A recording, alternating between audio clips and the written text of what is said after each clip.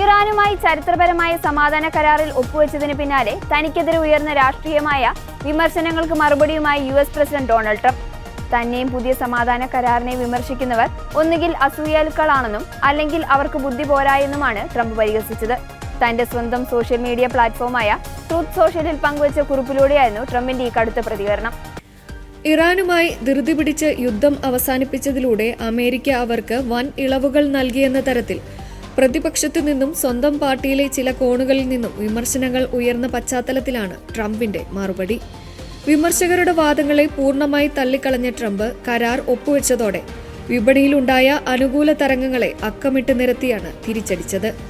American stock market record ഉയരത്തിൽ കുതിച്ചുയരുകയാണ്.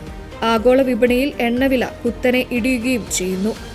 ഇത്രയും വലിയ നേട്ടങ്ങൾ ഉണ്ടായിട്ടും ഞാൻ ഇറാനോട് അത്ര കർക്കശമായി പെരുമാറിയില്ല എന്ന് പറയുന്നവർ ഒന്നുകിൽ കടുത്ത അസൂയാലുക്കളാണ്, അല്ലെങ്കിൽ മോശം ആളുകളാണ്, അതല്ലെങ്കിൽ അവർക്ക് ഒട്ടും ബുദ്ധിയില്ലെന്ന് വേണം കരുതാൻ, ട്രംപ് തന്റെ കുറിപ്പിൽ വ്യക്തമാക്കി. പശ്ചിമേഷ്യയിൽ 3 മാസത്തിലധികമായി തുടരുന്ന കടുത്ത US-ഇറാൻ യുദ്ധത്തിന് വിരാമമിട്ടുകൊണ്ടാണ് ഇരു രാജ്യങ്ങളും കഴിഞ്ഞ ദിവസം സമാധാന കരാറിൽ ഒപ്പുവെച്ചത്.